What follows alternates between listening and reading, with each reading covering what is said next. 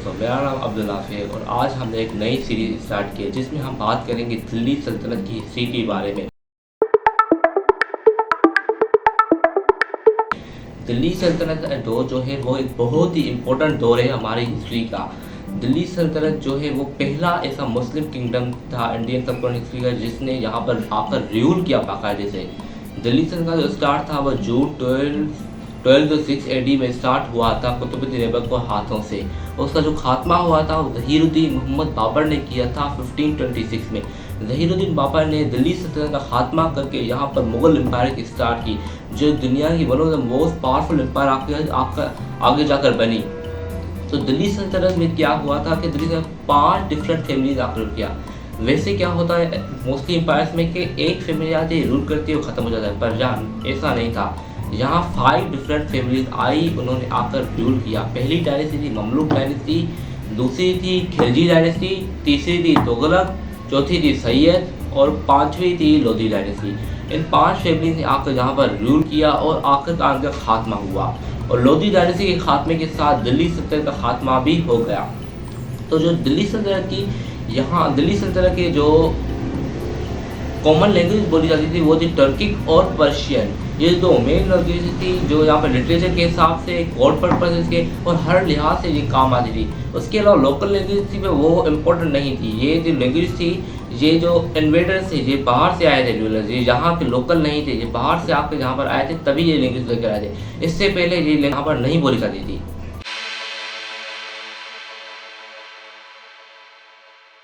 तो हम आगे आते हैं कि आज की जो ये वीडियो है इसके हम फर्स्ट सीजन में हम बात करेंगे ममलूक डायनेस्टी की हिस्ट्री के बारे में। तो ये ममलूक डायनेस्टी है क्या? ममलूक डायनेस्टी को खानदान गुलामा भी कहा जाता है। अब ये क्यों कहा जाता है? क्योंकि इसके जितने भी रूलर्स आए वो या तो खुद गुलाम थे या गुलाम की औलाद थे, इसी लिहाज से यहाँ इसको खानदान गुलामा भी कहा जाता है। तो इसका जो स्टार्ट हुआ था वो जून 1206 AD में कुतुबुद्दीन ऐबक के हाथों से हुआ था और उसका जो खात्मा हुआ था वो सुल्तान जलालुद्दीन खिलजी ने किया था 1290 में। इसके खात्मे के साथ शुरुआत हुई थी खिलजी डायनेस्टी के रूल की। तो जो ममलूक डायनेस्टी थी इसमें भी टर्किक और पर्शियन ही कॉमन लैंग्वेज, इसके अलावा कोई कॉमन लैंग्वेज नहीं थी दिल्ली सल्तनत की। आज की वीडियो में हम बात करेंगे सुल्तान कुतुबुद्दीन ऐबक की हिस्ट्री के बारे में। आखिरकार ये बंदा था कौन? ये एक स्लेव होकर, ये गुलाम होकर इतनी बड़ी पावरफुल एम्पायर बना कैसे ली इसने क्या क्या मिलिट्री कंक्वेस्ट की जिसकी वजह से आज भी हिस्ट्री में इसको याद किया जाता है। ये बेसिकली एक ऐसे ट्राइब में पैदा हुआ था जिसने यहाँ इसको उठाकर बेच दिया था, तभी भी ये ऐसे पावर में कैसे आया, आज हम इसी के बारे में बात करें। ये बेसिकली एक ऐसे ट्राइब में पैदा हुआ था जिसने यहाँ इसको उठाकर बेच दिया था, तभी भी ये ऐसे पावर में कैसे आया, आज हम इसी के बारे में बात करेंगे। तो सुल्तान कुतुबुद्दीन ऐबक जो था उसकी पैदाइश हुई थी 1050 ईस्वी में वस्ती एशिया के जो आज का मुल्क है कजाकिस्तान, उसके तुर्किस्तान रीजन में उसकी पैदाइश हुई थी। बचपन में इसका जो कबीला था उसने इसको लेकर एक काजी फखरुद्दीन को बेच दिया था। अब काजी फखरुद्दीन ने उसको लेकर आया, उसने उसको तालीम दी, घुड़सवारी सिखाई, तीरंदाजी सिखाई और पर कुछ वक्त के बाद काजी की भी डेथ हो गई। तो काजी की जो औलाद थी उसने उठाकर सुल्तान को बेच दिया आगे एक गुलामों के ताजिर को। अब गुलामों के ताजिर ने क्या किया, उसको थोड़ा मुनाफा कमाने के लिए उसने आगे सुल्तान मोहम्मद घोरी को बेच दिया।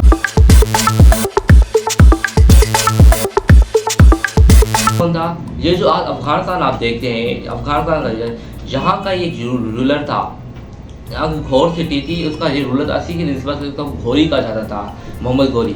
तो मोहम्मद घोरी ने लेकर इसको पहले इसका बहुत आस्ता से ये होकर मोहम्मद घोरी का है कि वफादार सिपाही बन गया। और वफादार सिपाही बनने के बाद क्या हुआ कि मोहम्मद घोरी को जंगों में लेने शुरू हो गया। जंगों में लेकर ये बहुत करीब साथी बन गया मोहम्मद घोरी का। अब जो मोहम्मद घोरी ने किया क्या था, मोहम्मद घोरी ने जो किया था वो वेस्ट की साइड से जो ईरान को कनकर के लिया था, ईस्ट की साइड से वो इंडिया को कनकर किया था। इसने पहला इंडिया में अटैक किया था 1175 ईस्वी में। इसने पहला अटैक किया था मुल्तान पर। उसके बाद इसने अटैक करते 1191 तक इसने दिल्ली तक पहुंच गया था। इतनी सारी बन थी। और जो भी ये जंगें लड़ता था, इसमें इसके साथ जो साना बचाना लड़ता था वो था इसका खास गुलाम कुतुबुद्दीन ऐबक। इसी वजह से इसको बहुत पावर मिल गई थी मोहम्मद गोरी की एम्पायर के अंदर। मोहम्मद गोरी ने जो 1191 वो दिल्ली की सरहद तक पहुंच गया था, और दिल्ली का उस वक्त बादशाह हुआ करता था पृथ्वीराज चौहान।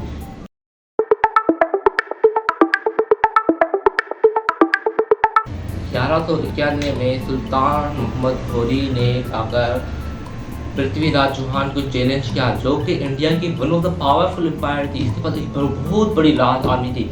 इसके बावजूद सुल्तान मोहम्मद गोरी ने जाकर इसको चैलेंज किया, पर मोहम्मद गोरी और जब पृथ्वीराज चौहान आमने सामने आए तो मोहम्मद गोरी की जो आर्मी थी वो हारने लगी।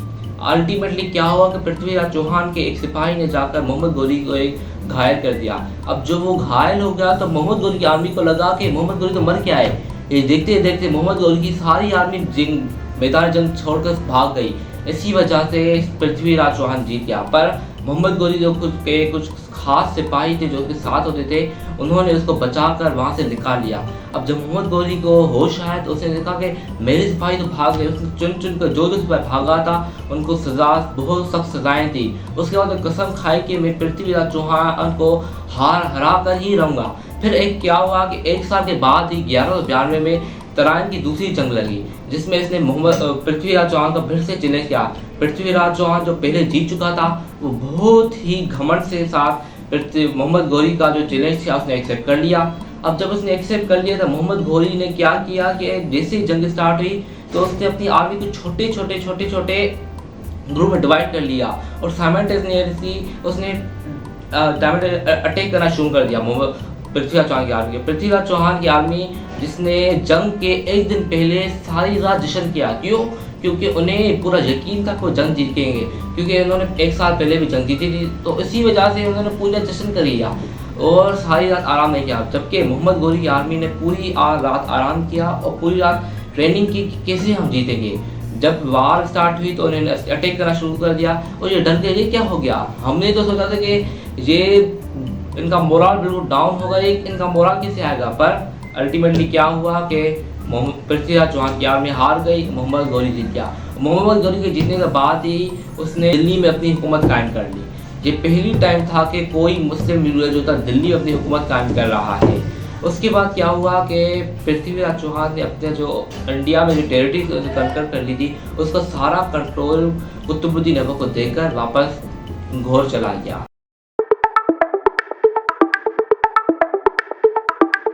मोहम्मद गोरी ने जो भी हिंदुस्तान में लाके फतह किए थे उन सब का जो चार्ज था वो उसने ऐबक को देकर वापस गोरी चला गया।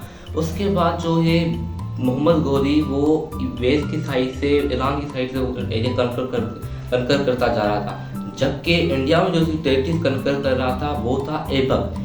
ऐबक ने जो किया था वो तराइन की जंग के फौरन बाद उसने क्या किया कि दिल्ली का जो नया बादशाह उसने मुकर्रर किया वो गोविंद राज चारंग को किया। वो कौन था? वो पृथ्वीराज का बेटा था और वो एक घोरी सल्तनत का मातहत बादशाह बना। किसकी तरफ से? ऐबक ने उसको बनाया। उसके बाद फौरन बाद ही हरिराज ने बगावत कर दी। अब हरिराज कौन था? हरिराज जो था वो पृथ्वीराज चौहान का भाई था। उसने घोरियों के खिलाफ बगावत कर दी, लेकिन ऐबक ने उसके खिलाफ एक बहुत बड़ी लश्कर लेकर उसके खिलाफ जंग की और हरिराज को भागने पर मजबूर कर दिया। उसके फौरन ही बाद सितंबर 1192 में जतवन जो एक बागी था उसने हसी के फोर्ट को, जो हसी का किला था, उस पर चढ़ाई करके कब्जा कर लिया। अब बदले में ऐबक ने क्या किया, बड़ी सी आर्मी लेकर उसने जतवन को शिकस्त देकर उसको भागने पर मजबूर किया। पर वो जैसे भाग रहा था ऐबक ने उसको वही मार कर जान छुड़ा ली उससे। उसके फौरन ही बाद क्या हुआ कि 1193 में मोहम्मद घोरी ने ऐबक को घोरी बुला लिया। अब ये क्यों किया? घोरी तो अफगानिस्तान के इलाका है जो घोरी सल्तनत का दारुल हुकूमत था, वहाँ पर उसको बुला लिया। अब इसको तारीखदानों ने, हर तारीखदान ने अपना वर्जन बताया। जो मिनार तारीखदान जो है मिनार, उसने ये वाक़या दर्ज किया है, पर उसने ये नहीं बताया कि आखिरकार को बुलाया क्यों क्या था। एक और तारीख था 14वीं सदी का जिसका नाम इसामी है, उसने ये बताया है कि शायद ये हो सकता है कि घोरी को किसी ने भड़काया हो कि ऐबक शायद अपनी सल्तनत आज़ाद खुद मुख्तार सल्तनत बना ले, इसी वजह से घोरी ने उसको बुलाया। पर जो भी हो, उस शक की बुनियाद पर घोरी ने ऐबक को वापस बुला लिया। लेकिन 6-7 महीने के बाद 1194 में ऐबक को वापस घोरी ने हिंदुस्तान भेज दिया। अब जैसे ही वो वापस आया, उसने देखा कि जो हरिराज था, जो भाग गया था, वो फिर से एक बड़ी आर्मी लेकर आकर हिंदुस्तान के कई इलाकों पर कब्जा करके बैठ के आए। अब जैसे ही ऐबक को पता चला, ऐबक ने एक बड़ी आर्मी तैयार की और हरिराज के खिलाफ जंगें की और उसे कत्ल कर दिया। ये तो उसने हरिराज से जान छुड़ा ली। उसके बाद उसने गंदवालों के भी खिलाफ बहुत सारी जंगें लड़ी। 1194 में मोहम्मद गोरी ने एक 50,000 की बड़ी सी आर्मी तैयार करके गंदवालों के राजा चंदवाल के खिलाफ जंगें शुरू कर दी और उसमें वो जो राजा था वो मर गया। उसके बाद मोहम्मद गोरी ने मगरिब की तरफ अपना रुख करना शुरू कर दिया। रुख करता करता वो इतने हज़ारों की तादाद मंदिर तबाह कर दिए, हज़ारों की तादाद ने मूर्तियाँ तबाह कर दी। अब ये वाक़या है, कुछ तारीखान सही मानते हैं, कुछ तारीखान इसको गलत मानते हैं। इसके बाद 1197 में माउंट आबू जो है उस पर उसने ऐबक में चढ़ाई कर ली और जो चौलकिया की आर्मी थी उसको शिकस्त देकर उसकी सारा इलाका फतह कर लिया। उसके बाद 1197-98 में ऐबक ने बदाऊं पर चढ़ाई करके उसको भी फतह कर लिया। उसके बाद 1 साल के बाद ही 1198 और 99 के बीच में ही उसने चतरवाल को भी शिकस्त देकर वहाँ के भी सारे इलाके जैसे कि कनौज को फतह भी कर लिया। उसके बाद उसने सिरोही, जो आज के राजस्थान का सिरोही इलाका कहलाता है, उसने वो भी फतह कर लिया। इतनी सारी फतूहात कर ली। ये करके उसने जो घोरी सल्तनत की उसको हिंदुस्तान में बहुत सारा मजबूत कर दिया, वो सेंट्रलाइज कर लिया। उसके बाद क्या हुआ था कि मोहम्मद घोरी का एक और जो स्लेव कमांडर था बख्तियारुद्दीन खिलजी, उसको घोरी ने बंगाल की साइड भेज दिया। अब उसने बंगाल की साइड से बहुत सारे इलाके फतह कर लिए, लेकिन उसने नालंदा यूनिवर्सिटी को तबाह बर्बाद कर दिया। नालंदा यूनिवर्सिटी उस वक्त की हिंदुस्तान की सबसे टॉप यूनिवर्सिटी, मतलब पूरी दुनिया की टॉप यूनिवर्सिटी में शुमार होती थी नालंदा यूनिवर्सिटी। वहाँ पर दुनिया में दूर दूर से लोग आते थे तालीमात हासिल करने के लिए। अब ये तबाह करके उसने हिंदुस्तान की जो नॉलेज थी उसको तबाह बर्बाद कर दिया। ये इसकी एक बहुत बड़ी गलती थी।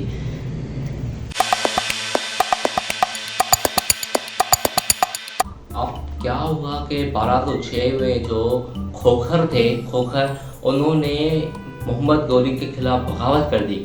और जो खोखरों की बगावत का मोहम्मद गोरी को पता चला तो वो भागता भागता घोरी से हिंदुस्तान आ गया और हिंदुस्तान का खोखरों से बहुत सारी जंगें लड़ी और उन्हें बहुत सारी शिकस्तें दी। लेकिन जब वो खोखरों को शिकस्त देकर वापस घोरी जा रहा था तो रास्ते में ही आज के लाहौर के करीब ही उसका खोखरों ने कत्ल कर दिया। अब घोरी की उस वक्त कोई औलाद नहीं थी, मतलब एक उसकी बेटी थी जो उसके रूल के दौरान ही उसकी मौत हो गई थी और उसके अलावा उसकी कोई औलाद नहीं थी। हाँ, उसका भतीजा था लेकिन वो इतना काबिल नहीं था कि वो हुकूमत संभाल सके। और घोरी ने जब उसकी मौत हुई थी उस वक्त उसके पास आज का ईरान, अफगानिस्तान, पाकिस्तान, हिंदुस्तान और बांग्लादेश तक उसके सारे इलाके फतह कर लिए थे। तो जैसे ही उसकी मौत हुई तो उसके जो गुलाम थे उन्होंने अपना इलाका बांट लिया। जैसे कि आज अफगानिस्तान और जो ईरान का इलाका है वो उसके एक खास कमांडर जो स्लेव कमांडर था ताजुद्दीन जल्दी उसको मिल गया, जो कुतुबुद्दीन ऐबक का ससुर भी था। मतलब कुतुबुद्दीन ऐबक ने ताजुद्दीन जल्दीज की बेटी के साथ शादी कर ली थी। उसके बाद जो मुल्तान और सिंधवा जो इलाका था वो सारा उसके एक और गुलाम नासिरुद्दीन कबाजा को मिला और लाहौर और दिल्ली के बीच में जो भी छोटे मोटे इलाके थे वो सारे मिले कुतुबुद्दीन ऐबक को। और दिल्ली से आगे बंगाल तक जितने भी इलाके थे वो सारे मिले इसके एक और गुलाम बख्तियारुद्दीन खिलजी, जिसने नालंदा यूनिवर्सिटी को तबाह बर्बाद किया गया था। तो मोहम्मद घोरी के फ़ौरन मौत के बाद उसकी इतनी बड़ी एम्पायर जो बनाई थी वो सारी टुकड़ों में बट गई।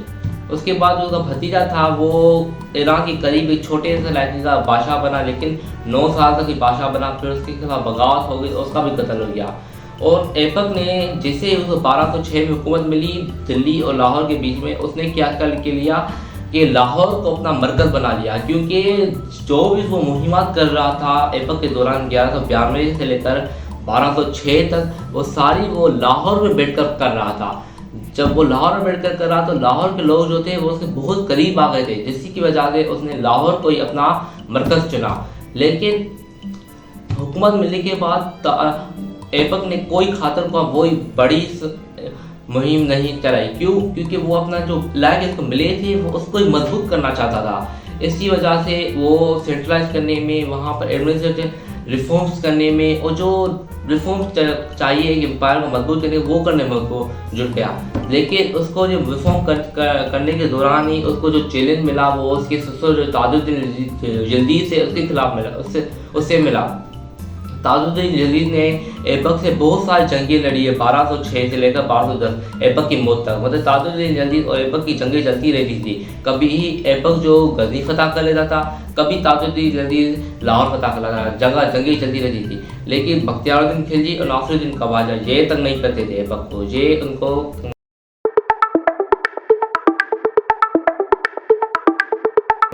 उसके अलावा क्या हुआ कि 4 साल की हुकूमत करने के बाद ही 1210 में ऐबक जो था वो एक दिन पोलो खेल रहा था। पोलो खेलते खेलते उसको क्या हुआ कि उसका जो पैर था वो स्लिप हो गया, वो घोड़े से नीचे गिरा। अब जैसे ही वो नीचे गिर गया तो उसको सीरियस इंजरीज हुई और कुछ दिनों के बाद ही ऐबक की डेथ हो गई। मतलब दिल्ली का जो हिंदुस्तान का जो पहला पावरफुल रूलर था उसकी डेथ हुई थी, वो पोलो खेलने से हुई थी।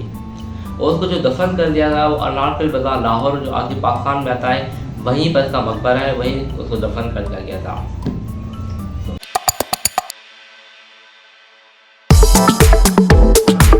कुतुबुद्दीन ऐबक का एक डिटेल इंट्रोडक्शन, मतलब वो कौन था, उसने क्या क्या फतूहात हासिल की थी, और आगे वाली वीडियोस में, मज़ीद वीडियोस में हम दिल्ली सल्तनत के आगे वाले हुक्मरानों के बारे में जानेंगे। उन्होंने क्या क्या फतूहात की, उनमें क्या क्या खामियां दी, उन्होंने कैसे कैसे अपने एम्पायर को एक्सपेंड किया या अपने एम्पायर की बर्बादी का कारण बने, वो क्या थे, हम आगे आने वाली वीडियो में इंशाल्लाह कवर करेंगे। अगर आपको हमारी वीडियो पसंद आई तो प्लीज़ लाइक, शेयर, सब्सक्राइब कीजिए और बेल आइकन प्रेस करना ना भूलिए। जो रेफरेंसेस थे वो, और जो मैंने इस बुक में रेफरेंसेस जिससे मैंने ये वीडियो बनाई हैं वो रेफरेंसेस मैंने कमेंट और डिस्क्रिप्शन बॉक्स में दे दी हैं, आप वहाँ चेक करो।